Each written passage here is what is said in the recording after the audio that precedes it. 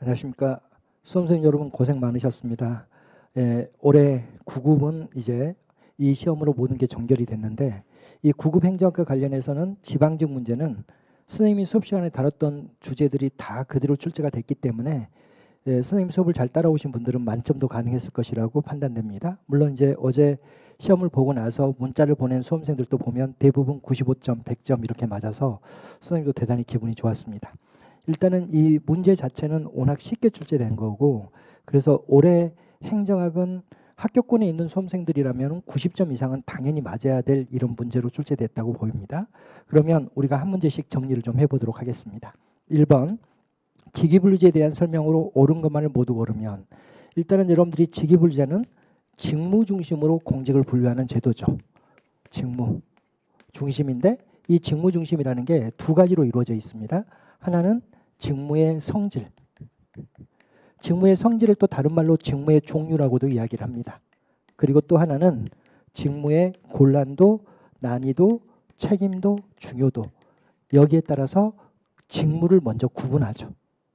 그러면 이걸 그림으로 그려보면 직무의 성질에 따라서 먼저 행정직군, 기술직군 이렇게 나누고, 그리고 또 그 행정직군 내부에서도 일반행정직렬, 교정직렬, 세무직렬 이렇게 나누고, 또 일반행정직렬 내에서도 일반행정직류, 국제통상직류, 재경직류, 교육직류, 법무행정직류 뭐 이런 식으로 나누죠. 이렇게 나누는 부분이 바로 직무의 성질 또는 직무의 종류에 따른 구분이죠. 그리고 직무의 곤란도와 난이도에 따라서 18등급으로 나눕니다. 미국의 직위분류제는 원래 18등급이었던 거죠.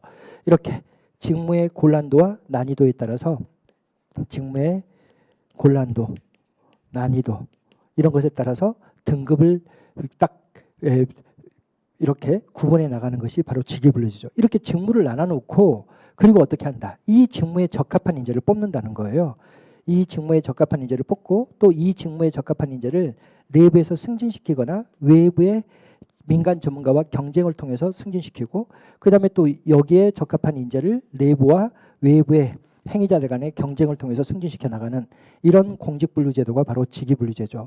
그래서 직위분류제는 인사의 탄력성과 융통성이 높다 이러면 틀리죠. 왜냐하면 이쪽은 이쪽의 전문가들이 업무를 수행하는 영역이고 이쪽은 이쪽의 전문가들이 업무를 수행합니다. 이게 일반행정 직류라면 일반행정에 대한 전문 지식이 있는 사람들이 이쪽 업무를 수행하고, 교육직류라면 여기는 교육학에 대한 전문 지식이 있는 사람들이 업무를 수행하고, 이런 식으로 수평적 이동이 불가능하게 돼 있기 때문에 직위분류제는 인사행정의 탄력성과 융통성이 낮죠. 그리고 사람보다는 일의 기준으로 공직을 분류한다. 그렇죠. 사람을 중심으로 공직을 분류하는 제도가 계급제고, 이 직무 중심이라는 게 바로 일을 의미하는 거죠. 직무가 바로 일이니까 바로 일을 중심으로 공직을 분류하게 되는 직위분류제이죠. 그 다음 동일 직무에 동일 보수를 지급하는 보수체계, 이게 바로 이제 직무급인데, 직위분류제는 직무급에 입각해서 보수를 지급합니다. 바로 직무의 곤란도와 난이도에 따라서 보수를 지급해요. 여기는 중요도와 난이도가 이 정도 수준이니까 여기에 따른 보수를 지급하고, 여기는 직무의 곤란도와 난이도가 이 정도 수준이니까 여기에 따라서 보수를 지급하고, 이런 식으로 직무의 곤란도와 난이도에 따라서 보수를 지급하는 직무급 확립의 장점을 가지고 있는 게 직위분류제죠. 이거는 약한 신분 보장을 전제로 합니다. 왜냐하면 민간 전문가들과 경쟁을 통해서 승진이 이루어지기 때문에 개방형 직위를 전제로 하고 개방형 임용을 전제로 하고, 그렇기 때문에 개방형 임용을 전제로 한다는 것은 약한 신분 보장을 전제로 하는 것을 이야기합니다. 그래서 계급제가 강한 신분 보장을 통해서 직업공무원제를 확립하기 용이하다면, 직위분류제는 약한 신분 보장을 전제로 하기 때문에 바로 직업공무 창립에 불리한 게 직위분류제죠. 그럼 여기서는 직위분류제에 대한 설명은 니은번과 디귿번만 옳은 지문이고 기역번과 리을번은 틀린 지문이 되겠습니다. 2번 입법부 위의 전통적 예산 원칙에서 국민의 눈높이에서 국민이 쉽게 이해할 수 있도록 예산서의 과목과 구조가 작성되어야 한다는 원칙은, 이렇게 국민이 쉽게 이해할 수 있도록 예산 구조와 과목이 단순하게 편성되어야 한다는 것을 우리가 명확성의 원칙이라고 이야기를 하죠. 입법부 위에 전통적 예산 원칙이 있는데 이 전통적 예산 원칙을 유마르크가 제시했다 그래서 유마르크의 원칙이라고도 이야기하죠. 이거는 뭐 선생님하고 같이 앞잡아서 외웠던 거죠. 이거는 바로 사업 공, 단명, 통한. 이게 이제 전통적 예산 원칙인데 사전 의결의 원칙은 예산은 반드시 국회의 의결을 얻어서 사용해야 한다. 엄밀성의 원칙은 예산과 결산은 일치하는 게 바람직하다. 완전성의 원칙은 예산에는 반드시 국가의 모든 세액과 세출이 빠짐없이 기록되어야 한다. 공개성의 원칙은 예산 장부는 공개되어야 한다. 단일성의 원칙은 예산 장부는 하나여야 한다. 명확성의 원칙은 예산은 국민이 이해하기 쉽도록 구조와 과목이 단순하게 편성돼 있어야 한다. 이게 이제 명확성의 원칙이죠. 그다음 통일성의 원칙은 특정 세입을 특정 세출로 연계해서는 아니 된다. 한정성의 원칙은 예산은 국회가 의결해 준 목적으로 국회가 의결해 준 시기에 국회가 의결해 준 규모를 사용해야 한다는 원칙이죠. 여기는 아주 쉽게 답을 찾을 수 있도록 개념이 시험 문제에 나와 있는데 국민이 이해하기 쉽도록 예산 과목과 구조가 단순하게 작성되어야 한다는 원칙은 바로 명료성의 원칙 또는 명확성의 원칙입니다. 그럼 답은 1번이죠. 3번 우리나라 균형인사정책. 우리나라 균형인사정책은 대표관료제의 우리나라의 제도가 바로 균형인사정책이죠. 그래서 현재 우리나라는 장애인 분야, 지방 지역인재 분야, 이공계 분야, 저소득층 분야를 대상으로 하고 있다. 그렇죠. 지방인재 채용 목표제, 전국 지역인재 추천 채용제, 저거 두 개는 다 지방인재를 채용하기 위한 겁니다. 양성평등 채용 목표제 순으로 도입되었다. 이러면 틀려요. 일단은 우리나라 균형인사정책은 가장 먼저는 장애인 분야입니다. 그래서 장애인 분야에 최초로 균형인사정책이 적용이 되고 그 다음 이제 여성 분야예요. 그래서 양성평등이 도입이 되고 그 다음 세 번째가 바로 이공계 분야입니다. 이공계 분야가 도입이 되고 그다음 네 번째 이제 지방인재에 대한 겁니다.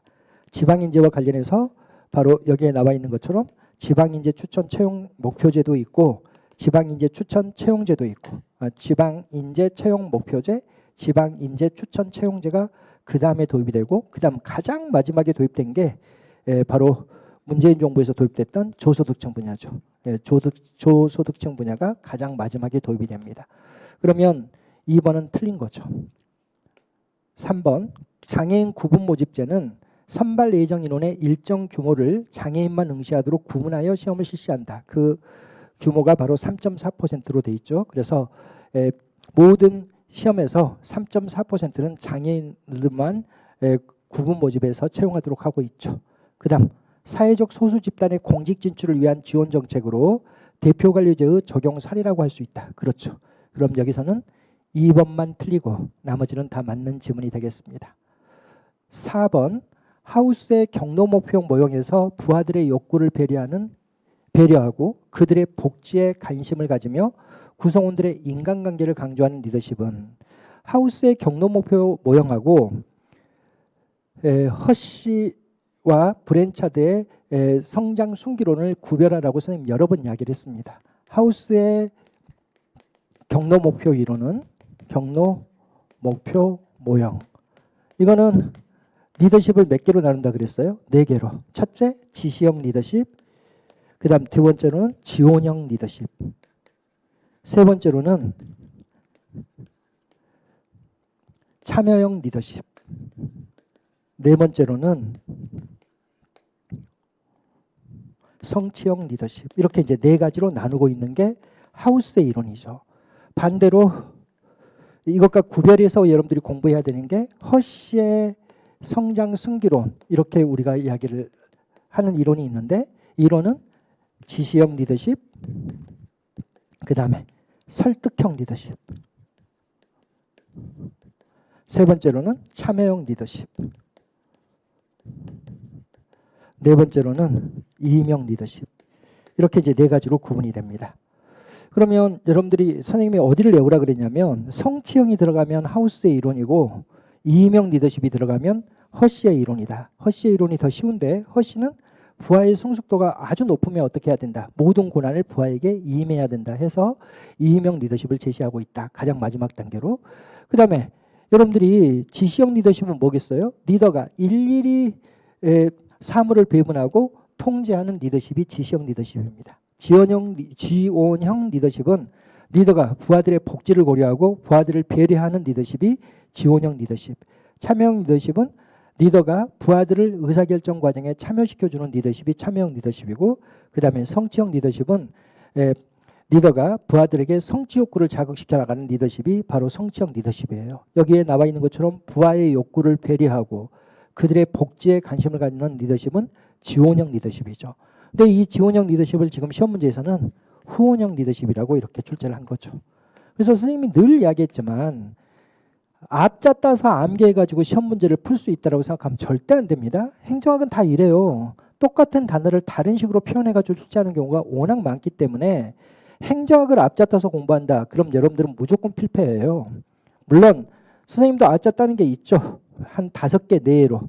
선생님이 행정학 전체를 통틀어서 앞자 따는 것은 아무리 많아도 10개 미만입니다. 그런데 막 300개, 200개를 앞자 따서 공부한다 그러면 여러분들은 절대 합격할 수가 없습니다. 왜냐하면 이게 표현을 다 이렇게 다르게 표현해가지고 시험 문제를 출제하잖아요. 그렇기 때문에 앞자 따서 공부하기보다는 이해를 통해서 공부를 해야 되죠. 당연히 4번의 답은 2번. 바로 후원적 리더십이 바로 부하들의 복지를 고려하고 부하들을 배려하는 리더십입니다. 그럼 답은 2번이죠. 5번. 조직 구조에 대한 설명으로 옳지 않은 것은 1번.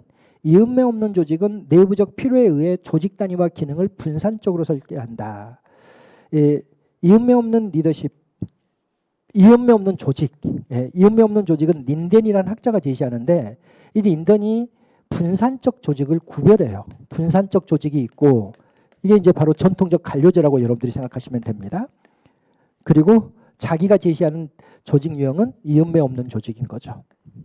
이렇게 구분을 해 나가고 있죠. 그러니까 이음매 없는 조직의 개념만 알면 여러분들이 다 맞출 수가 있는데 바로 이 이음매 없는 조직이 바로 수평 구조를 이야기하는 겁니다.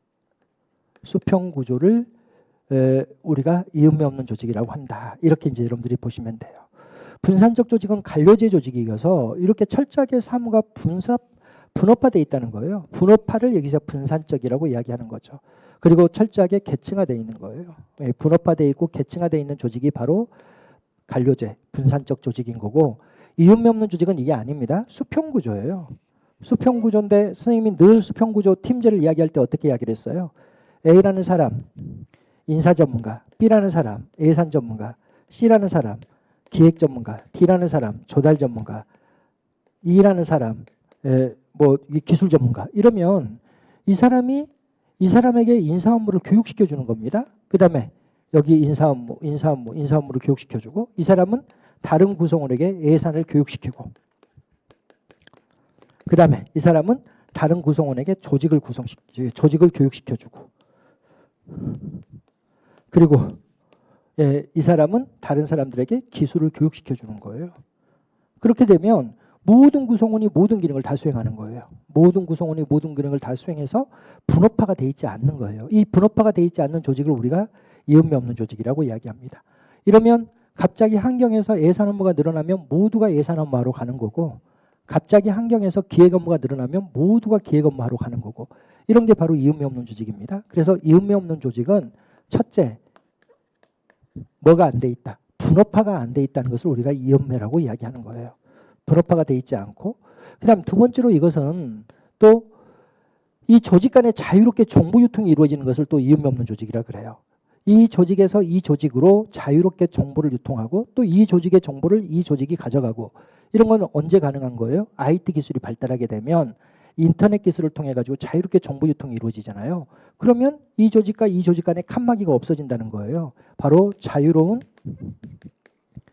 정보 공유가 이루어지는 조직 구조를 우리가 이음매 없는 조직, 칸막이를 뚫고 자유롭게 정보가 유통되는 조직을 이음매 없는 조직이라고 이야기를 합니다. 그러면 1번 지문은 당연히 틀렸죠. 이음매 없는 조직은 내부적 필요에 의하여 조직 단위와 기능을 분산적으로 설계한다. 이거는 바로 관료제를 표현한 거고 관료제를 비판하고 등장한 게 이음매 없는 조직입니다. 그런데 린덴은 관료제를 뭐라고 표현하냐면 분산적 조직이라고 표현해요. 철저하게 분업화되어 있어서 업무가 분산돼 있다라고 해서 이걸 분산적 조직이라 그러고 여기는 그게 아니라 모두가 같이 통합적으로 업무를 수행합니다. 분산의 반대말은 바로 통합이죠. A, B, C, D가 모든 기능의 전문가로서 예산 업무가 늘어나면 모두가 예산 업무하러 가고 기획 업무가 늘어나면 모두가 기획 업무하러 가고 이런 게 바로 뭐다? 바로 이음매 없는 조직이에요. 그러니까 1번은 틀린 거죠. 2번. 네트워크 조직은 수직적 계층의 수가 최소화되고 유기적 구조로 환경적 변화에 적응성이 높다. 일단은 이 네트워크 구조는 누가 제시한 거예요? 데프트가 제시했죠. 데프트는 이것부터 제시합니다. 기계적 구조와 유기적 구조로 구분하고 가장 기계적 구조에 적합한 조직 구조가 기능 구조, 그 다음 사업 구조, 그 다음 매트릭스 구조, 그 다음 수평 구조, 그 다음 네트워크 구조. 그래서 네트워크 구조가 가장 유기적인 성격이 강한 조직 구조라고 보는 거죠. 그 다음 두 번째로 이 네트워크 구조는 기본적으로 뭘 띠고 있냐면 통합지향성을 띠고 있는 거예요. 통합지향성. 통합지향성을 띈다는 것은 뭐의 반대말이겠어요? 통합은 분업화의 반대말입니다. 여러분들이 분업화가 반대말이 분업화하지 않고 분업을 없애는 것을 우리가 통합이라 그러죠. 근데 이것은 뭐다? 수직적으로 통합돼 있어요. 수직적 통합이 이루어져 있고 그 다음에 수평적 통합이 이루어져 있어요. 수평적으로 통합돼 있고 그 다음에 또 장소적으로 통합이 돼 있다고 이야기합니다. 그러면 이 수직적 통합의 의미는 바로 뭐냐면 계층제가 없다는 것을 수직적 통합이라고 이야기하는 거예요. 그 다음에 수평적 통합은 바로 이런 이음매 없는 조직을 우리가 수평적 통합이라 그럽니다. 갑자기 환경에서 예산 업무가 늘어나면 모두가 예산 업무하러 가고 모두 기획 업무가 늘어나면 모두가 기획 업무하러 가고 이게 바로 이제 수평적 통합. 바로 이음매 없는 조직이 바로 수평적 통합이죠. 그 다음에 이건 또 뭐다? 가상 공간에서 서로 정보를 공유하는 조직입니다.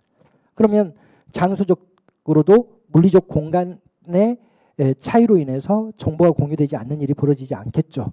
만일 한국에 있는 A라는 기업과 미국에 있는 B라는 기업이 서로 네트워크 구조를 형성했다. 그러면 가상 공간에서 A 조직이 가지고 있는 지식과 정보, B 조직이 가지고 있는 지식과 정보를 서로 뭐한다? 공유해 나간다. 그러면 이것은 장소적인 위험성 또는 장소적인 어려움 이런 것들도 극복이 되잖아요. 그리고 이런 걸 우리는 뭐라 그런다? 바로 가상 조직이라고 이야기하죠. 이렇게 물리적 공간이 아니라 가상 공간에서 서로 지식과 정보가 공유되는 조직. 바로 장소적 통합이 바로 가상 조직이죠. 그래서 네트워크 구조는 수직적 통합과 관련하여 계층제 질서가 없고 수평적 통합과 관련하여 이음매가 없으며 장소적 통합과 관련하여 뭐다? 지리적 장벽도 존재하지 않는 조직을 우리가 네트워크 구조라고 이야기를 하죠. 그러니까 네트워크 조직은 수직적 계층의 수가 최소화되고 유기적 구조로서 환경에 대한 대응 능력이 뛰어납니다. 그 다음 매트릭스 조직은 기능 구조와 사업 구조의 화학적 결합을 우리가 매트릭스 구조라고 이야기하죠. 근데 기능 구조는 계층제적 질서를 띠고 있고 사업 구조는 수평적 구조를 띠고 있습니다. 그래서 기능 조직의 역할과 기능 조직 그 다음에 프로젝트 팀이 사업 구조예요. 그래서 기능 구조와 사업 구조의 구조적 역할을 동시에 수행하는 이중 구조의 성격을 가지고 있는 조직 구조가 바로 매트릭스 구조죠. 그 다음에 팀제는 수평적 구조와 자율적 권한으로 구성원의 지식이 죄송합니다. 여기 PPT가 뭐가 빠졌는데 문제를 좀 보도록 하겠습니다. 구성원의 지식과 아이디어를 모아 창의적인 문제 해결이 유용하다. 바로 이 이음매 없는 조직이 바로 수평 구조고 팀제입니다. 그러니까 이 이음매 없는 조직을 보면 당연히 수평적 구조를 가지고 있죠. 그 다음에 각각의 구성원들이 자율적인 권한을 가지고 있습니다. 그리고 이들 간에 서로 지식을 공유하잖아요. 이 인사 전문가는 인사에 대한 지식을 이들에게 전파하고 예산 전문가는 다른 구성원들에게 예산 업무에 대한 지식을 전파하고 그러니까 뭐가 이루어지는 거예요?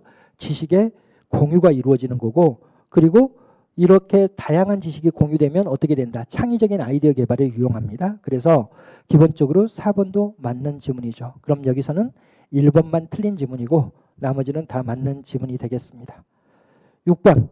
다음 설명에 해당하는 행정 가치는 신행정론. 신행정론은 뭘 중시하죠?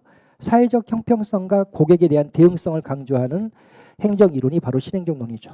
읽어보면 신행정론의 등장과 함께 강조된 개념으로 민주이념 실현 과정에서 정치, 경제적으로 소외된 약자 및 소수 집단에 대한 특별한 배려, 이게 사회적 형평성이죠.가 필요함을 의미하며 롤즈의 차등의 원리가 이론적 근거이다. 그렇죠. 롤드의 차등의 원리는 최소 약자에게 이익이 되는 경우에만 차등이 정의롭다고 보는 원칙을 우리가 차등의 원칙이라고 이야기를 하기 때문에 결국 이것은 뭐다? 사회적 형평성에 대한 거죠. 그러면 6번은 아주 쉽죠. 단답형으로 문제가 나와 있고 답은 2번이죠. 그다음 7번 정책 집행의 하향적 접근법과 상향적 접근법에 대한 설명으로 옳지 않은 것은. 이것도 뭐 선생님하고 모의고사 풀 때 너무너무 많이 문제를 풀어봤기 때문에 너무너무 쉽게 빨리 풀었을 거라고 생각되는데, 하향적 접근이라고 하는 것은 뭐라 그랬어요? 이것은 결정자가 결정을 내리면 결정된 대로 그대로 집행되기 위한 방법을 찾는 연구예요. 결정된 대로 집행되기 위한 방법, 되기 위한 방법을 찾는 연구다. 결정은 누가 하는 거냐면 국회가 하는 겁니다. 국회가 결정을 내려주면, 원래 여러분들이 국회는 의결기관, 결정기관인 거죠. 의사결정기관이라는 거죠. 그 다음에 행정부가 바로 집행기관이죠. 그럼 국회가 결정을 내려주면, 즉 법률 제정을 통해서 결정을 내리면 행정부 관료들이 그대로 집행되기 위한 방법을 찾는 연구가 바로 하향적 접근이죠. 이거는 시각을 봐보면 정행이혼론의 시각이에요. 정치가 결정을 내리고 행정은 결정을 내려서는 안 되고 결정된 것을 그대로 집행해야 된다. 행정이 결정을 내리면 정치행정 이론론이 되겠죠. 바로 정치가 결정을 내리고 행정은 다시 결정해서는 아니 되고 결정된 대로 그대로 집행해야 된다는 정행이혼론적 시각에 입각해 있는 거죠. 세 번째로 보면 하향적 접근이 추구하는 목표는 결정자가 결정한 것이 목표가 돼요. 결정자가 결정한 대로 그대로 집행해야 된다. 그러니까 결정자가 정한 공식적 목표 달성도 또는 결정자의 의도 실현, 이런 게 뭐가 된다? 하향적 접근에서의 정책 집행의 성공 기준입니다. 예, 선생님이 이렇게 목표라고 써놨는데 성공 기준, 성공 기준으로 쓰겠습니다. 성공 기준. 정책 집행의 성공 판단 기준을 이야기합니다. 성공 판단 기준이다. 네 번째로 봐보면 정책 집행의 성공 요소. 이렇게 되려면 어떻게 해야 된다? 아주 첫째, 자세한 법령.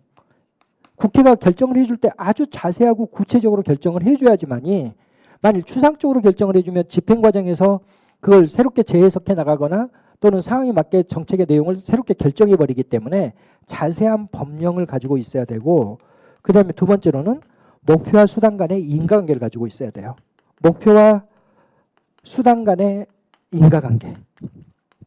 이건 뭘 의미하는 거예요? 여러분들이 인과관계라는 단어는 행정학에서 너무너무 중요한 단어라고 이야기를 했죠. 인과관계는 이런 이야기입니다. 영어 능력을 향상시키기 위해서, 정책 목표죠. 여기에 원어민 영어교사를 채용하는 정책을 폈다. 그럼 정책 평가를 할 때 원어민 영어교사가 영어 능력을 향상시켰을 것이다라고 가설을 설정해서 평가하죠. 그럼 이 원어민 영어교사가 바로 뭐예요? 정책 수단이잖아요. 이게 바로 뭐야? 원인 변수죠. 그 다음에 영어 능력은 바로 뭐예요? 정책 목표인데 이거는 바로 뭐다? 결과 변수죠.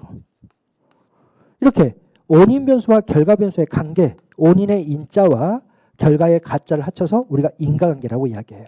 그러면 목표와 수단 간의 인과관계를 이루고 있다 이러면 이게 뭐겠어요? 목표를 달성하기 위한 최적의 수단이 선택되어 있을 때 수단과 목표 간의 인과관계를 이루고 있는 겁니다. 이렇게 목표를 달성하기 위한 최적의 수단이 선택되어 있으면 집행관료가 정책의 내용을 변화시키겠어요? 변화시키지 않겠어요? 변화 안 시킵니다. 아, 이 수단이 아주 좋은 수단이구나. 결정자가 결정해 준 수단이 아주 최선의 수단이구나. 이게 파악이 되면 절대 집행자는 바꾸지 않아요. 그러나 목표를 달성하기 위한 바람직한 수단이 선택되어 있지 않으면 어차피 그 수단을 집행해봤자 목표를 달성할 수 없기 때문에 집행관료가 뭘 해버릴 수가 있어요. 정책의 내용을 변화시켜버릴 수가 있습니다. 그래서 자세한 법령이 있어야 되고 그 다음에 목표를 달성하기 위한 최적의 수단이 선택되어 있어야 한다. 이거를 목표와 수단 간의 인과관계를 갖춰야 된다고 이야기합니다. 그리고 집행관료가 결정된 대로 그대로 집행할 수 있도록 통제해야 된다. 바로 강력한 리더십을 통한 통제, 이런 게 중시되는 게 바로 하향적 접근이라고 선생님이 여러 번 이야기를 했죠. 그리고 시험 문제도 뭐 워낙 우리가 많이 모의고사에서 풀어봤던 것이라서 여러분들이 틀리지 않았을 것이라고 판단됩니다. 그 다음에 이제 상향적 접근으로 들어와서 봐보면 상향적 접근은 이런 게 아니죠. 여기는 뭘 연구한다? 집행 현장을 연구하죠. 그래서 집행 현장에서 집행 관료와 정책 대상 집단 간에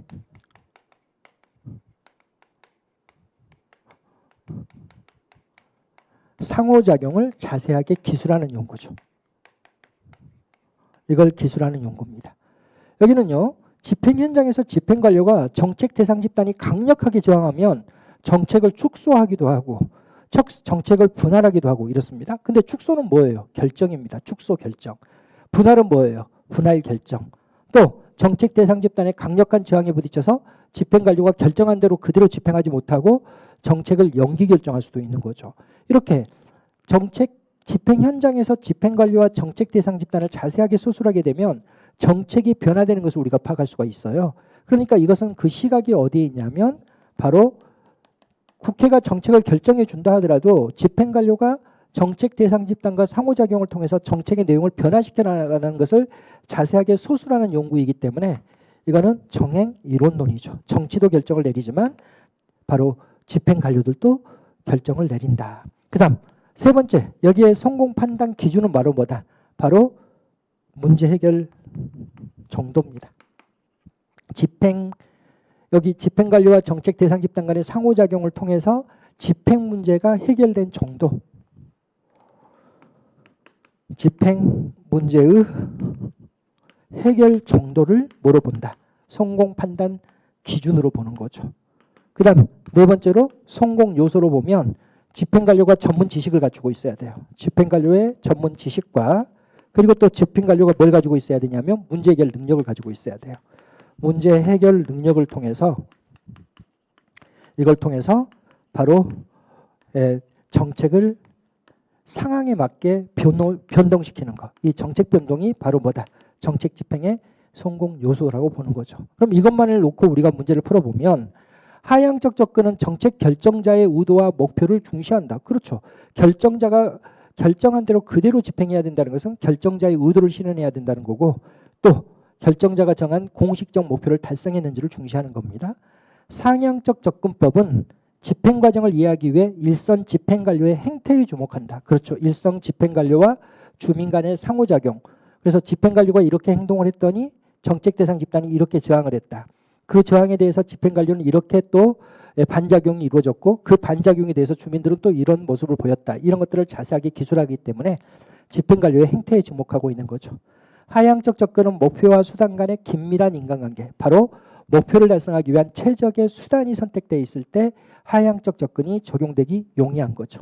그 다음 상향적 접근은 결정과 집행의 엄격한 분리가 아니라 정치행정 이론론의 관점에 입각해 있기 때문에 결정을 담당하는 국회와 집행을 담당하는 행정부가 같이 결정 업무를 수행한다. 즉 결정과 집행의 분리가 아니라 결정과 집행의 통합을 강조하고 있는 것이 상향적 접근이죠. 그럼 7번의 답은 4번이죠. 8번 문제도 선생님이 너무너무 많이 풀었던 거죠. 이거 공공가치 관리론 간단하게만 설명하겠습니다. 공공가치 관리론은 두 가지 이론이 있다고 여러 번 이야기를 했죠. 첫째, 물론 공공가치 관리론은 두 개만 있는 게 아니라 아주 다양한 이론들이 있어요. 근데 여러분들이 공부해야 될 것은 두 가지죠. 첫째가 누구가 있다. 바로 무어가 있죠. 이 무어가 제시한 이론이 공공가치 창출론이죠. 하프 모의고사에서도 뭐 서너 번 풀었던 거고 그리고 국가직 대비로도 두세 번 풀어봤던 거고 그리고 지방직 대비로도 여러 번 풀어봤던 게 바로 공공가치 관리론이죠. 그 다음에 이제 보주만이 있죠. 이 사람은 뭐다? 공공가치 실패론을 제시하는 거죠. 그 다음에 무어는 공공가치 창출론에서 두 가지의 이론을 제시하는데 첫째가 뭘 제시한다? 바로 전략적 삼각형 모형을 제시하고 있는 거고 그 다음에 또 하나는 공공가치 회계제도를 도입하고 있죠. 이것의 구체적인 내용은 지금 하지 않겠습니다. 이 정도만 알아도 문제를 풀 수가 있으니까. 그 다음에 보주만의 공공가치 실패론에서는 첫째 뭘 한다? 공공가치 그리기. 이걸 선생님이 자세히 설명을 여러 번 했죠. 그 다음에 두 번째로는 여기서는 또 뭘 하고 있다? 바로 공공가치 실패에 대해서 제시를 하고 있죠. 공공가치 실패가 뭐다? 필수적인 공공서비스가 공공이나 민간에 의하여 제공되지 못했을 때 공공가치 실패가 발생하고 이 공공가치 실패가 발생하면 뭘 해야 된다. 바로 정부가 개입해야 된다. 그래서 이 사람은 시장 실패 때문에 정부가 개입해야 되는 게 아니라 공공가치 실패가 정부 개입의 정당성을 확보해 준다라고 주장하는 이론이죠. 그러면 여기서는 보주만이라고 나왔으니까 당연히 틀렸죠. 공공가치 관리론에서 무언은 정당성과 지지의 확보, 그 다음에 공공가치의 형성, 운영 역량으로 구성되어 있는 전략적 삼각형 모형을 제시했다라고 표현되어 있어야 되니까 1번이 틀린 거죠. 신공공서비스론은 신공공관리론을 비판하고 데나트가 주장한 이론인데 정부의 역할을 방향 잡기가 아니라 국민에 대하여 봉사하는 것을 정부의 역할로 보죠. 그럼 맞죠.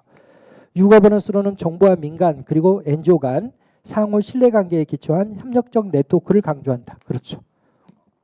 공공선택론은 비시장적 의사결정에 대한 경제학적 연구인데 얘네들은 공공부문의 시장경제화를 뭐로 본다. 바로 정부 실패를 극복하기 위한 방안으로 봅니다. 그래서 공공부문의 시장경제화를 통해 시민의 편익을 극대화할 수 있는 서비스의 공급과 생산을 가능하다고 본다. 그렇죠. 공공부문의 시장경제화를 통해서 시민의 편익을 극대화할 수 있는 서비스의 공급과 생산이 가능하다고 본다. 그래서 공공부문을 뭐로 봐요? 생산자와 소비자의 관계로 봅니다. 바로 시장경제라는 것은 생산자와 소비자의 관계이기 때문에 그래서 시장경제화를 통해서 시민의 편익을 극대화할 수 있는 서비스의 공급과 생산이 가능하다고 보고 있는 거죠. 그럼 8번의 답은 1번만 틀리고 나머지는 다 맞는 지문입니다. 9번. 9번도 너무 쉽게 문제가 출제됐습니다. 이거는 선생님이 예상 문제에서 냈던 지문이 그대로 출제된 건데 킹던의 정책 흐름 모형은 문제의 흐름, 정책의 흐름, 정체의 흐름이 서로 독립적으로 흘러다니다가 우연한 계기로 결합이 이루어지면 정부 의지화되고 정책 결정이 이루어진다고 보는 이론이죠. 이렇게 문제의 흐름, 해결책의 흐름, 선택계의 흐름, 참여자의 흐름을 제시하고 있는 것은 킹던의 정책의 창 이론이 아니라 쓰레기통 모형이죠. 그래서 1번이 틀린 거죠. 혼합 탐사 모형은 엣지오니가 제시한 모형이고 근본적 결정과 세부적 결정으로 구분합니다. 그래서 근본적 결정은 합리 모형에 의하고 세부적 결정은 점증 모형에 의해야 한다고 주장하는 이론이어서 근본적 결정과 세부적 결정의 지속적인 교호작용을 중시하고 있는 이론이죠. 최종 모형은 합리 모형을 기본으로 하면서도 결정자의 직감이나 영감이나 예실과 같은 초합리성을 강조하는 이론이죠. 그래서 합리성과 초합리성의 결합된 모형이 최종 모형이고 드로우가 제시한 거죠. 경제적 합리성, 이게 합리 모형입니다. 와 함께 직관, 통찰력과 같은 초합리적 요소들도 고려해야 한다고 주장하죠. 앨리스 모형은 쿠바 미사일 위기 상태에서의 미국의 의사결정을 연구한 이론인데 세 가지로 제시하죠. 앨리스 모형 1, 합리적 모형이죠. 앨리스 모형 2, 조직가정 모형, 앨리스 모형 3, 관료정치 모형인데 앨리스 모형 1은 개인 차원의 의사결정 모형인 합리 모형을 집단 차원에 적용한 거고 앨리스 모형 3은 개인 차원의 의사결정 모형인 점증 모형을 집단 차원에 적용한 거라면 합리 모형과 점증 모형의 중간 단계의 모형이 만족 모형인데 만족 모형은 집단적 의사결정을 설명하기 어려우니까 만족 모형의 논리를 집단 차원의 의사결정에 적용하기 위해서 만들어진 모형이 바로 회사 모형인데 회사 모형을 뭐라고 한다? 바로 앨리스 모형 2라고 이야기를 하는 거죠. 근데 이것의 정식 이름은 조직가정 모형이라고 이야기를 하죠. 그러면 앨리스 모형 중 조직가정 모형, 앨리스 모형 2조에 따르면 정부는 하위 조직의 연합체이며 그렇죠. 바로 회사 모형은 하나의 조직은 여러 하위 조직들로 구성되어 있으며 각각의 하위 조직들이 느슨하게 연결되어 있는 체제가 바로 회사다라고 보는 거죠. 그래서 하위 조직들이 SOP에 의한 정책을 결정한다. 그렇죠. 바로 회사 모형의 특징이 여기 다 나와 있죠. 회사 모형은 하나의 조직을 여러 하위 조직들의 집합체로 인식을 하고 그리고 회사 모형에서는 불확실성을 통제하기 위해서 뭘 중시한다. SOP를 중시한다라고 이야기를 했죠. 그래서 이것도 맞는 지문이죠. 그러면 9번의 답은 1번입니다. 10번. 지방자치법상 특별지방자치단체에 대한 설명으로 옳지 않은 것은 이것도 뭐 워낙 시험 문제 많이 풀어봤던 거죠. 특별지방자치단체는 2개 이상의 지방자치단체가 협력적으로 사무를 수행하기 위하여 설치한 공법인을 우리가 특별지방자치단체라고 하고 그리고 광역자치단체 간에 특별지방자치단체를 설치할 때는 행정안전부 장관의 승인을 얻어야 되고 그렇죠. 그러면 우리가 그대로 문제를 풀어보면 특별지방자치단체는 일반 지방자치단체와 동일하게 공법인입니다. 법인으로 설치하는 거고 특별지방자치단체는 2개 이상의 지방자치단체가 공동으로 특정한 목적을 위하여 광역적이라는 것은 자치단체의 경계를 넘어서서 사무를 수행하고자 할 때 또는 사무를 처리하고자 할 때 설치할 수가 있습니다. 구성지방자치단체의 지방의회 의원은 특별지방자치단체 의원을 겸할 수 있도록 돼 있죠. 그리고 특별지방자치단체의 장은 특별지방자치단체 지방의회에서 선출하는데 구성지방자치단체 장이 겸임할 수 있도록 돼 있습니다. 그래서 지방의 의원은 당연히 겸하고 그리고 단체장은 지방의회에서 선출하는데 구성자치단체의 장이 될 수 있다. 바로 출마해서 뭐가 될 수가 있다. 특별지방자치단체 장도 겸할 수가 있죠. 그 다음에 특별지방자치단체를 구성하는 지방자치단체는 상호 협의에 따른 규약을 정하여 구성지방자치단체의 지방의회 의결을 거쳐서 당연히 행안부 장관의 승인이 없죠. 지방자치법에서는 기획재정부 장관은 절대 나오지 않는다고 선생님 여러 번 이야기했죠. 지방자치론 전체에서도 기획재정부 장관은 안 나와요. 딱 한 군데에서 나오는데 그게 바로 뭐다? 국고보조금과 관련해서만 기획재정부 장관이 나오는 거고 지방자치와 관련해서 모든 통제 권한은 다 누가 가지고 있다? 거의 99%가 행안부 장관이 가지고 있다라고 선생님 여러 번 강조했습니다. 그러니까 국무총리가 나오거나 또는 기획재정부 장관이 나오거나 이러면 다 틀리다라고 여러 번 이야기를 했어요. 그래서 이것도 워낙 쉬운 질문이죠. 기획재정부 장관의 승인을 얻는 게 아니라 특별지방자치단체를 설치하거나 또는 해산하거나 전부 다 행안부 장관의 승인을 얻도록 돼 있어서 틀린 답은 4번이죠. 11번. 다음 설명에 해당하는 제도는 주민이 지방자치단체의 조례를 제정하거나 개정하거나 폐지할 것을 총구할 수 있는 제도. 이걸 우리가 주민 반환 제도라고 이야기하죠. 주민의 직접 참여를 보장하고 지방자치 행정의 민주성과 책임성을 높이는 것을 목적으로 한다. 이거는 그냥 초등학교 수준의 문제죠. 우리가 주민 조례 개폐 청구권을 주민 반환 제도라고 이야기를 하기 때문에 답은 3번이죠. 12번. 우리나라 정부의 규제 제도에 대한 설명으로 옳은 것은 1번. 정부의 규제 정책을 심의 조정하고 규제의 심사 정비 등에 관한 사항을 종합적으로 추진하기 위해 국무총리 소속으로 규제개혁위원회를 둔다. 이것도 선생님이 수만 번 이야기했습니다. 아주 특이한 위원회가 위원장이 2명인 위원회가 아주 특이한데 우리나라에서 위원장이 2명인 위원회로 아주 중요한 위원회가 2개가 있다 그랬죠. 바로 하나는 바로 규제개혁위원회고 개혁위원회 그리고 또 하나는 정보업무평가위원회라 그랬죠. 정보업무평가위원회.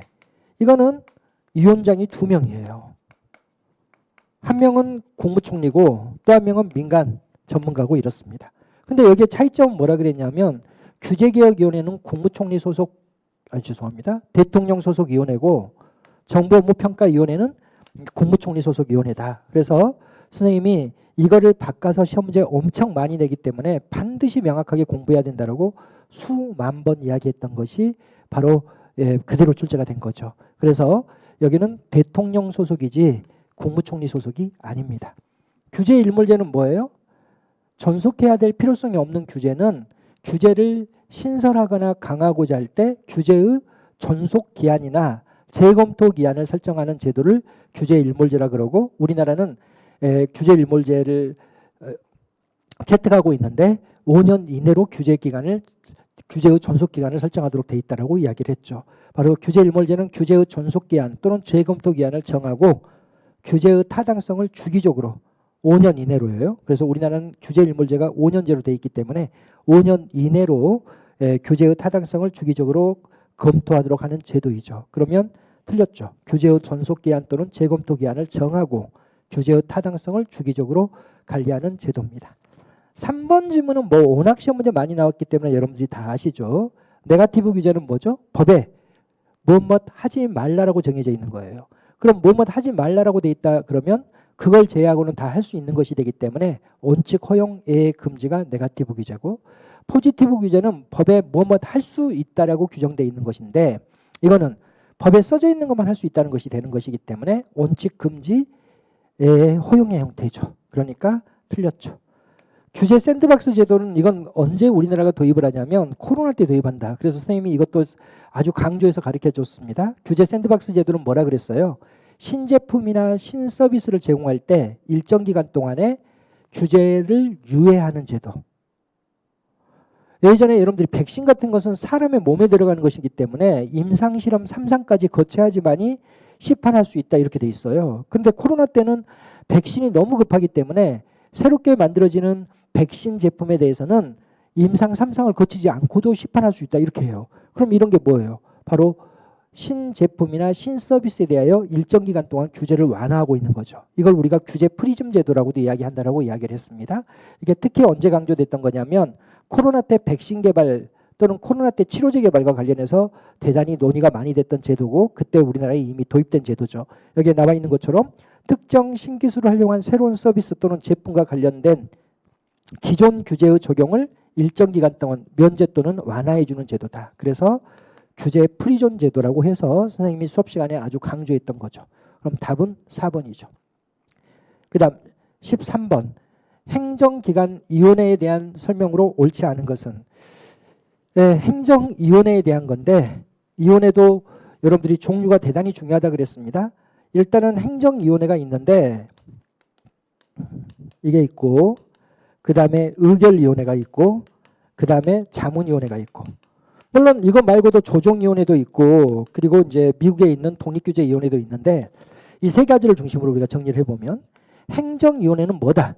결정권도 가지고 있고 집행권도 가지고 있는 위원회를 행정위원회라고 이야기한다 그랬습니다.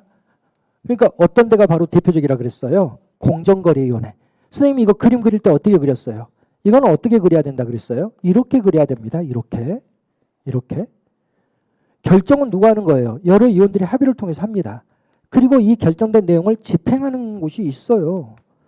선생님이 그래서 이걸 예를 여러 번 들었잖아요. 공정거래위원회는 7급은 공정거래위원회로 엄청 많이 갑니다. 7급 합격하면은. 그러면 그 7급이 합격해가지고 공정거래위원회로 갔다는 것은 여기 위원으로 갔다는 거예요. 여기 말단 직원으로 갔다는 거예요. 말단 직원으로 가는 거예요. 9급은 없어요. 공정거래위원회. 왜냐하면 이제 9급은 경작을 안 하기 때문에 공정거래위원회는 경작에 대한 전문 지식이 있어야 되기 때문에 기본적으로 9급이 여기 말단이거든요. 그러면 결정도 하고 이 결정된 내용에 대해서 집행하는 부서도 가지고 있는 게 바로 행정위원회예요. 여러분들이 또 특히 선생님이 이거 하면서 또 뭐라고도 이야기했냐면 선거관리위원회도 이야기를 했죠. 선거관리위원회 위원들이 있잖아요. 위원들이 결정하는 겁니다. 그런데 선거관리위원회는 9급도 뽑잖아요. 9급이 내가 선거관리위원회에서 9급으로 뽑혔다 그러면 여기 위원이 되는 게 아니에요. 위원은 차관급 이상입니다. 엄청나게 높은 사람들인 거고 결정권을 가지고 있는 사람들이죠. 그리고 여기 9급 공무원이 있는 거고 여기 이제 8급 공무원이 있는 거고 이런 식으로 구성이 돼 있는 거 아니에요. 이런 데가 바로 행정위원회예요. 행정위원회는 결정권도 있고 집행권도 있는 위원회인데 첫째, 중앙행정기관으로서 위원회는 다 여기에 들어간다. 중앙행정기관으로서 위원회가 뭐가 있어요? 대통령 소속의 방송통신위원회가 있고 국무총리 소속의 공정거래위원회, 금융위원회, 또 원자력안전위원회, 국민권익위원회, 하나, 둘, 셋, 넷, 5개 하나가 또 있는데 공정거래위원회, 금융위원회, 원자력안전위원회, 국민권익위원회, 개인정보보호위원회 여기 있는 거죠. 그 다음에 이거 외로도 중앙행정기관으로서 6위원회 외에도 선거관리위원회도 집행기관을 가지고 있는 거고 그리고 국가인권위원회도 집행기관을 가지고 있어요. 그래서 이거는 별도고 여기 중앙행정기관으로서 6위원회는 여기에 들어간다라고 이야기를 했습니다. 의결위원회는 뭐만 있다 그랬어요? 결정권만 가지고 있어요. 집행권은 없습니다. 여기는 이제 가장 대표적인 게 어떤 거라 그랬어요? 바로 징계위원회. 징계위원회는 그냥 징계 처분만 하는 겁니다. 그 다음에 소청심사위원회, 행정심판위원회, 그 다음에 공직자윤리위원회 이런 것들은 전부 다 어디에 들어간다? 결정권만 가지고 있는 의결위원회에 해당한다. 이거 말고도 이제 토지수용위원회도 여기에 들어가고 이렇습니다. 자문위원회는 아예 결정권조차도 없는 위원회고 그 다음 조정위원회는 정부 조직 내부의 의사결정을 조정해 나가는 위원회를 이야기하죠. 그럼 문제를 풀어보면 행정위원회는 합의제 행정기관으로 법률에 의하여 행정기관 소관 사무의 일부를 독립하여 수행할 필요가 있을 때 둔다. 그렇죠. 여러 위원들이 합의를 통해서 의사결정하니까 합의제 행정기관이고 행정위원회는 대부분 여기 중앙행정기관은 반드시 법률로 설치하도록 되어 있습니다. 중앙행정기관으로서 6위원회는 다 법률로 설치되어 있고 그다음에 선거관리위원회나 국가인권위원회도 법률로 설치되어 있죠. 그래서 법률에 의해 행정기관 소관 사무의 일부를 독립하여 수행할 필요가 있을 때 두죠. 자문위원회는 행정기관의 자문에 응해 의견을 제공하거나 심의, 조정, 협의를 통해 의사결정에 도움을 줄 뿐이지 자문위원회의 의사결정이 구속력을 가지고 있지는 못하죠. 그래서 의사결정에 도움을 줄 뿐이에요. 당연히 여기 행정위원회는 의사결정에 구속력이 있어요. 의결위원회도 의사결정에 구속력이 있고 자문위원회는 의사결정에 구속력이 없고. 예. 행정위원회인 공정거래위원회, 그렇죠? 여기 공정거래위원회가 들어가 있죠. 는 의사결정의 권한도 갖고 있고 뭐도 가지고 있다. 집행권도 가지고 있죠. 그래서 집행까지 책임지지 않는다 그러면 틀리죠. 그 다음에 위원회는 여러 위원들의 합의를 통해서 의사결정하기 때문에 다양한 이해관계자들의 참여와 의견 반영으로 다양성의 가치를 증진할 수 있다. 그럼 맞죠. 그럼 여기서는 3번만 틀리고 나머지는 다 맞는 지뿐입니다. 4번, 14번 정책평가의 타당성. 정책평가의 타당성은 크게 몇 가지가 있죠? 4개가 있죠. 내적 타당성, 외적 타당성, 구성적 타당성, 통계적 결론의 타당성. 이 4가지로 구성이 되어 있는데 아까 선생님이 했던 거 그대로 봐보겠습니다. 평가를 할 때 지금 영어 능력을 향상시키기 위해서 원어민 영어교사를 채용했다. 그러면 원어민 영어교사가 영어 능력을 향상시켰을 것이다 하고 가설을 설정하고 평가를 하는데 여기 이게 원인변수라 그랬죠. 원인변수와 결과변수 이거죠. 정책 목표. 이 원인변수와 결과변수의 관계를 정확하게 추론한 정도. 원인변수와 결과변수의 관계를 정확하게 추론한 정도. 즉 인과관계 추론의 정확도를 우리는 뭐라 그래요? 내적 타당도라고 이야기합니다. 그러니까 정책 수단이 정책 목표를 얼마만큼 영향을 미쳤는지를 정확하게 측정하는 정도를 이야기합니다. 내적 타당도는 인과관계 추론의 정확도를 이야기하죠. 이거고 이게 가장 중요한 타당도예요. 그래서 이것을 1차적으로 확보돼야 될 타당도라고 이야기하죠. 외적 타당도는 여기에서 얻어진 실험 결과를 다른 곳에도 적용할 수 있는 정도예요. 이게 대원외고에서 얻어진 실험 결과다. 그러면 이걸 일반 고등학교에 그대로 적용할 수 있는지 여부입니다. 그래서 이거는 일반화의 정도를 이야기하죠. 그 다음에 구성적 타당도는 이론적 추상적 구성 요소가 잘 조직화된 정도를 이야기합니다. 이 영어 능력이라는 것은 추상적 개념이죠. 추상적 개념을 행정에서는 이론적이라고 이야기합니다. 그러니까 이 추상적 또는 이론적 구성 요소를 잘 조작한 정도야. 조작한. 만일 토익 점수로 이걸 평가했다. 영어 능력을 토익 점수로 평가했다면 이 토익 점수가 이 영어 능력을 잘 대변하는 정도예요. 이게 측정 지표죠. 측정 지표가 추상적이고 이론적인 구성 요소를 잘 대변하는 정도 이렇게도 표현하고 또는 추상적이고 이론적인 구성 요소가 잘 조작화된 정도라고도 표현합니다. 여기는 항상 이 단어가 들어가야 돼. 추상적 또는 이론적 구성 요소가 잘 조작화된 정도 또는 측정 지표가 이론적 추상적 구성 요소를 잘 대변하는 정도. 통계적 결론의 타당도는 연구 설계가 엄밀하게 이루어져서 1종 또는 2종 오류가 발생하지 않는 정도를 바로 통계적 결론의 타당도라고 이야기합니다. 그럼 문제를 우리가 풀어보면 외적 타당도는 추정된 인과관계를 다른 상황에서도 일반화할 수 있는 정도입니다. 예, 맞죠. 구성적 타당도 그러면 이론적 또는 추상적 이 단어가 들어가야 돼요. 추상적 개념과 여기에서는 영어 능력이 추상적 개념이야. 이를 측정하는 측정 도구 이게 토익 점수죠. 이 토익 점수가 영어 능력을 잘 대변하는 정도를 이야기합니다. 그래서 추상적 개념과 이를 측정하는 도구가 얼마나 일치하는가를 의미한다. 그렇죠. 통계적 결론의 타당성은 표본 자료의 통계적 검증에서 도출된 결론, 바로 통계적 검증을 통해서 얻어진 결론에 오류가 없는 정도. 다른 말로 1종 또는 2종 오류가 발생되지 않는 정도를 이야기해요. 맞죠? 내적 타당성에 대한 논의는 우선 외적 타당성의 확보가 전제돼야 한다. 그럼 틀려요. 오히려 이거죠. 내적 타당성이 가장 1차적으로 확보돼야 될 타당도이기 때문에 내적 타당성이 확보된 이게 다른 곳에 적용될 수 있는 정도가 외적 타당도예요.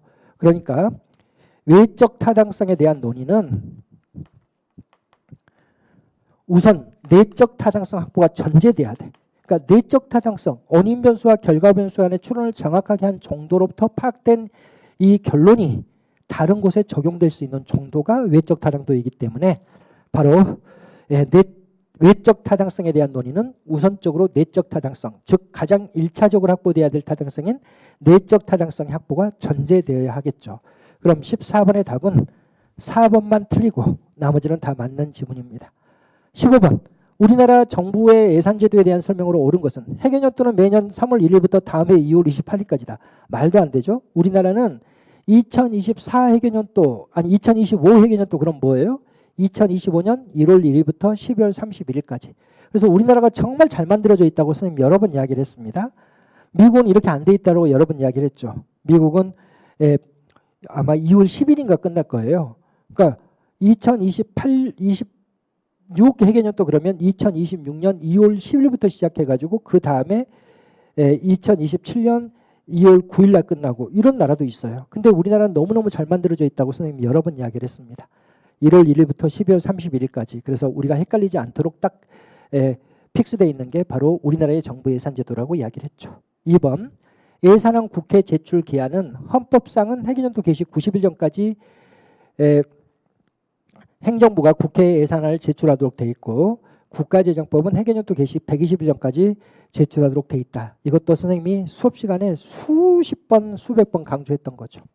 그 다음 3번. 각 중앙간서장은 한 해계년도가 끝나기 전에 해당 해계년도의 중앙간서 결산보고서를 기획재정부 장관에게 제출해야 한다. 이게 말이 돼, 안 돼? 안 되죠. 결산서는 1월 1일부터 12월 31일까지 쓴 것을 결산서를 작성하는 거예요. 그러니까 2025년이다 그러면 2025년 1월 1일부터 12월 31일까지 사용된 돈이나 들어온 돈을 2026년도에 작성하는 거예요. 언제까지 작성하도록 돼 있어요? 2월 10일까지 작성하도록 돼 있는 겁니다. 그 날짜까지는 외울 필요가 없어요. 당연히 2025 해계년도에 대한 결산서는 2025년 1월 1일부터 12월 31일까지 사용된 돈에 대한 결산서이기 때문에 당연히 2026년도에 작성이 되는 거지 해계년도가 끝나기 전에 작성한다 이건 말이 안 되는 거죠. 그래서 3번은 틀린 거죠. 4번.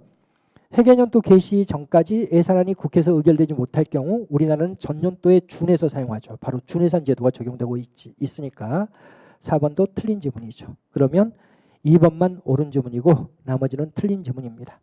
16번. 배당이 강제성 정도에 따라 분류한 정책수단. 이 배당은 전통적 분류 방식을 사용한다고 그랬죠. 선생님이 이것도 여러 번 강조했습니다. 전통적 정책수단으로. 배당이 제시하는 것은 전통적 정책수단이에요. 전통적으로 정부가 하는 것은 다 뭐다? 세 가지다. 규제를 하거나 지원을 통해 가지고 유인을 하거나 아니면 정보를 제공해요.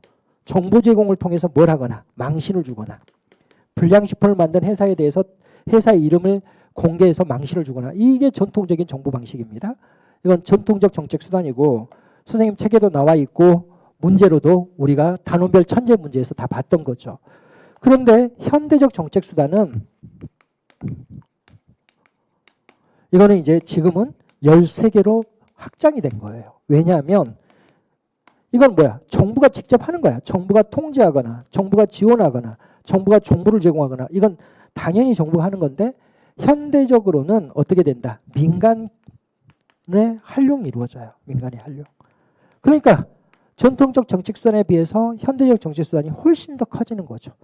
그래서 민간 위탁도 있는 거고 그래서 여기에 계약 방식도 들어가고 보조금 지급 방식도 들어가고 바우처 방식도 들어가고 그래서 우리가 직접성의 정도에 따라서 현대적 정책수단을 분류하는 것을 여러 번 봤잖아요. 그래서 선생님이 이거 문제 풀 때 간접수단 그러면 민간 위탁에 포함되어 있는 것은 다 간접수단에 해당한다고 여러 번 이야기를 했던 거죠. 이건 워낙 쉽게 문제를 출제했죠.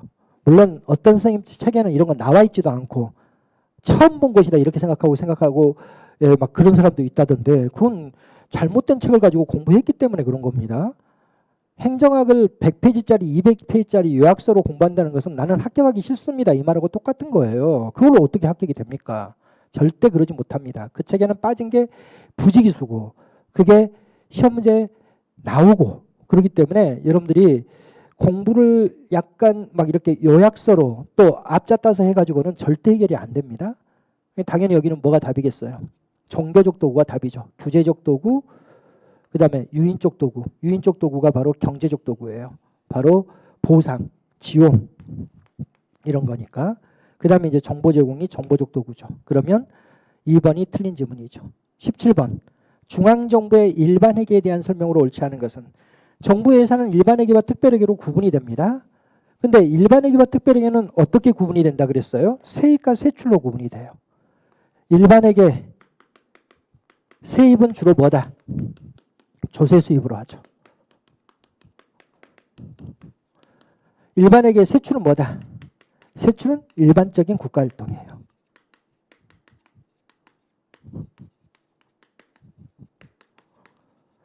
특별회계. 특별회계는 세입이 주로 뭐가 되죠? 특별회계는 세입이 주로 사업소득입니다. 여러분들이 특별회계의 가장 대표적인 기업 특별회계는 뭐가 있어요? 우편, 우체국 예금, 조달, 양국이에요. 우편 특별회계는 택배 팔아가지고 벌어들인 수입이에요. 세입이. 우체국 예금은 예적금 팔아가지고 벌어들인 수입이고, 양국은 쌀 사고 판매해서 얻어진 수입이고, 조달은 민간 사업자에게 물건을 사가지고 각 부처에게 팔아먹습니다. 그래서 조달청의 선생님이 정부의 도매상이라고 이야기를 했잖아요. 이렇게 해서 사업을 통해 가지고 돈을 벌어들이는 게 주가 되는 거예요. 그래서 특별회계는 주로 사업소득이 세입이고, 세출은 특정 세입을 특정 세출로 연계하도록 돼 있어서 딱 정해져 있는 특정 세출로 연계돼 있어요. 그러니까 다르죠, 일반회계와. 근데 이게 물어보는 게 뭘 물어보고 있어요? 일반회계를 물어보고 있죠. 조세 수입 등을 주로 재원으로 한다. 그 다음에 특정한 세입과 특정한 세출의 연계를 배제한다. 특정한 세입과 특정한 세출의 연계를 하지 말아라가 바로 통일성의 원칙이죠. 특정 세입을 특정 세출로 연계해서는 아니 된다. 이게 통일성의 원칙인데, 일반회계는 통일성의 원칙이 준수됩니다. 그러니까 특정 세입과 특정 세출을 연계해서는 아니 돼요. 그러나 특별회계는 이게 특정 세입을 특정 세출로 연계해놔. 그래서 어떻게 한다? 우표 팔아서 벌어들인 돈은 우체국 사업에 대해서만 돈을 써라. 우체국 예금을 팔아서 벌어들인 수입은 우체국 예금 사업에만 써라. 이렇게 통일성의 원칙에 예를 특별회계로 설치하죠. 그래서 특별회계는 특정 세입을 특정 세출로 연계할 필요가 있을 때 일반회계와 별도로 처리한 예산이라고 표현하는 거예요. 그래서 특정 세입과 특정 세출의 연계를 배제하는 것이 일반회계다. 세출은 주로 국가의 존립과 유지를 위한 기본적인 경비, 즉 일반적인 국가활동에 사용되죠. 국가의 고유 기능 수행을 위해 양국관리, 조달, 우편 사업, 우체국 예금, 책임운영기관 등 총 6개의 일반회계가 설치되어 있다. 이건 다 뭐예요? 특별회계 중에서도 기업 특별회계죠. 우편, 우체국 예금, 조달, 양국, 책임운영기관. 여기까지가 다 기업 특별회계에 대한 거라서 당연히 4번이 틀린 거죠. 18번. 정책 분석 기준에 대한 설명으로 옳지 않은 것은, 이건 가치에 대한 개념을 물고 있는 거죠.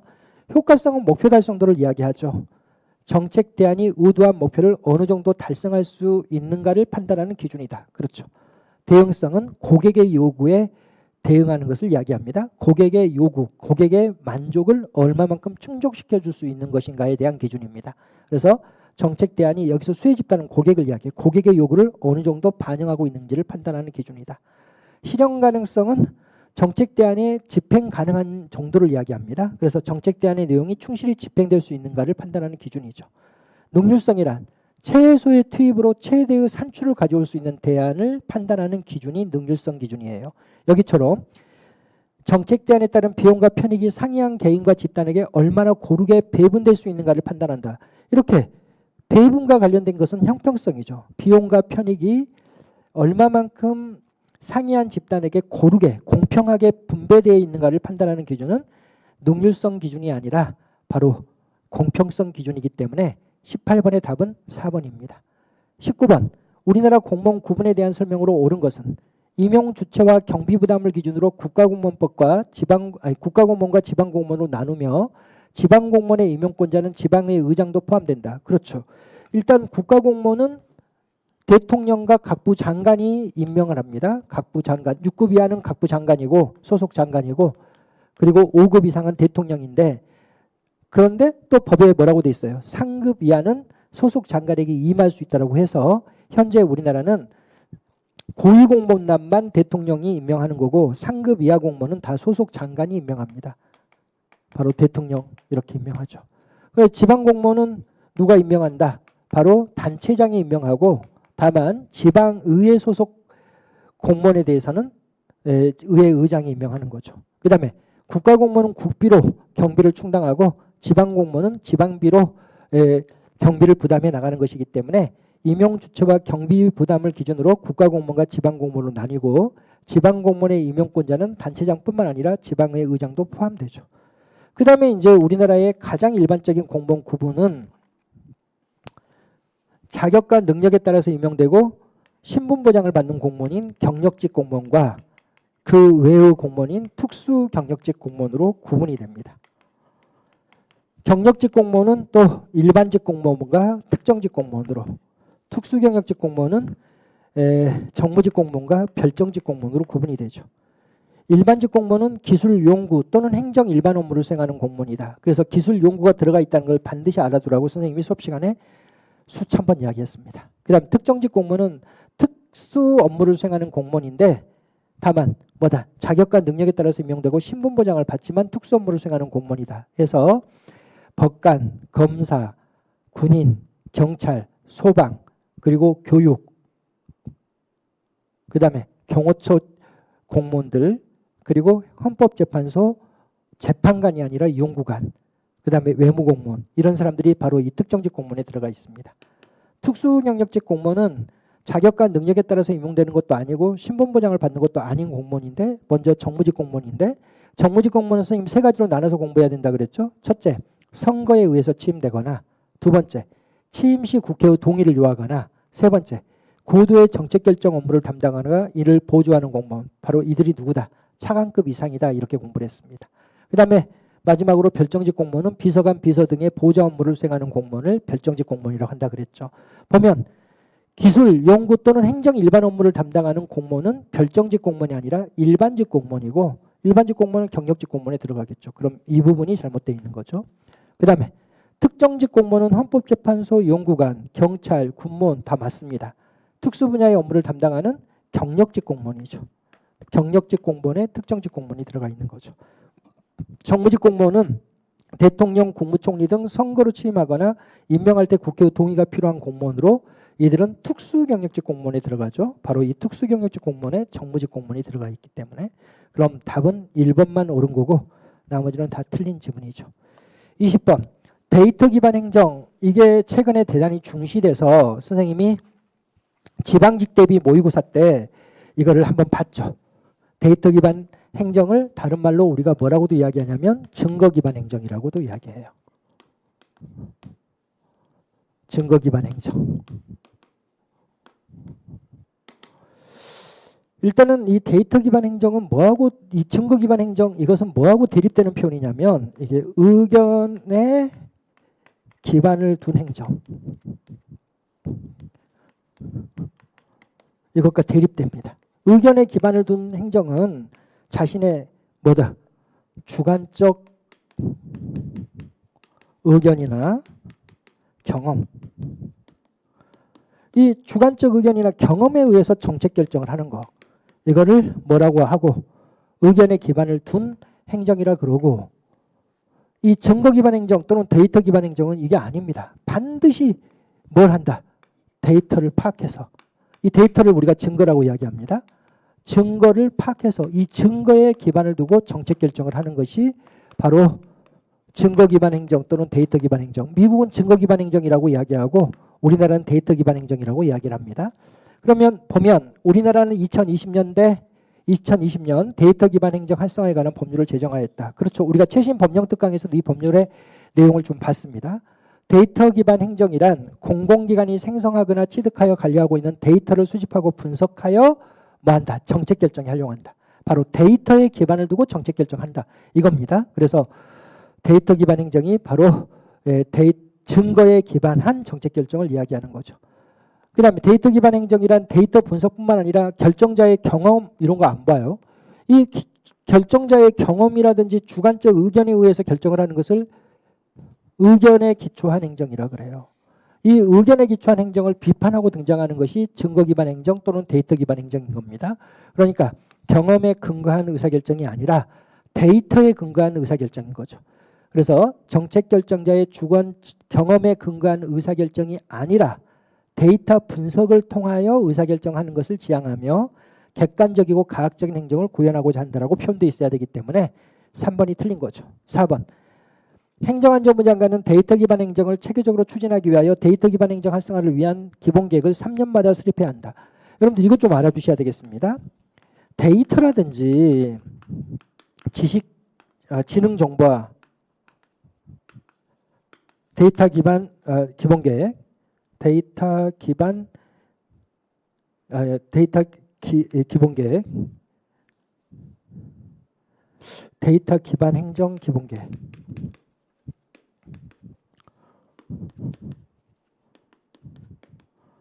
지능정보화 종합계획. 이거는요 5년이 아니라 3년인 이유가 기술이 워낙 빠르게 발전하기 때문에 이거 다 3년으로 되어 있습니다. 다만 전자정보 기본계획은 그렇지 않아요. 전자정보 기본계획은 정부 내부에 대한 논의이기 때문에 거기는 5년으로 되어 있지만 항상 여러분들이 기술과 관련해서는 우리나라가 3년을 규정하고 있다고 알아두시면 돼요.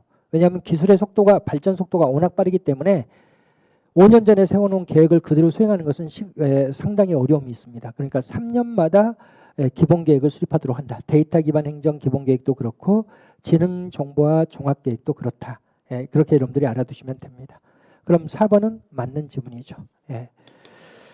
20문제를 우리가 쭉 풀어봤는데 선생님이 수업 시간에 다뤘던 문제들이 전부 다 그렇습니다. 그래서 선생님 수업을 잘 따라온 수험생이면 만점 맞았을 것이라고 생각합니다. 물론 이제 뭐 실수로 한 문제 정도는 틀릴 수가 있겠지만 대부분 90점 이상 받았을 것이라고 생각이 되고 또 오늘 선생님한테 연락을 준 수험생이라든지 선생님을 보기 위해서 찾아왔던 수험생들 말 들어보면 대부분 또 그렇게 좋은 점수를 얻었습니다.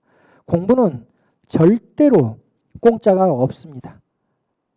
얇은 책으로 앞자 따서 대충 공부한 수험생들은 합격하기 어려운 거고 실제 깊이 있게 이해해서 그리고 또 많은 노력을 투자한 수험생들이 합격한다. 그걸 여러분들이 알아두시면 되겠습니다.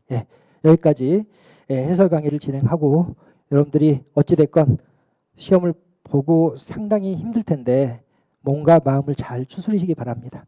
아직 결과가 나오려면 또 상당한 시간이 좀 있어야 되고 합격자 발표가 조금 시간이 걸리는 것이기 때문에 조금 마음의 여유를 갖고 지금까지 지친 몸과 그리고 지친 정신 상태를 조금 휴식을 취하고 느슨한 삶을 통해 가지고 조금 보완을 좀 해 놓으시고 그리고 이제 또 합격자 발표 나오면 또 합격한 수험생들은 면접 준비를 몰두해야 될 거고 또 혹시라도 좀 아쉽게 떨어지는 분들은 또 내년을 준비해야 되는 것이기 때문에 지금은 여러분들이 너무 시험에 이제 끝나버린 것이니까 너무 이제 시험 때문에 막 스트레스를 받고 우왕좌왕하면서 막 인터넷 사이트 돌아다니면서 몇 점이냐 하지 말고 뭐 그러든 말든 합격자 점수는 딱 정해져 있는 거 아니겠습니까? 곧 나올 거 아닙니까? 그러니까 너무 거기에 이제 예민하게 하지 말고 조금 마음과 몸과 정신을 조금 이렇게 느슨하게 해서 좀 편하게 좀 쉬면서 충분하게 자신을 조금 이렇게 돌보는 시간을 가지셨으면 좋겠습니다. 오늘 여기까지 해설 강의를 진행하도록 하겠습니다. 고생하셨습니다.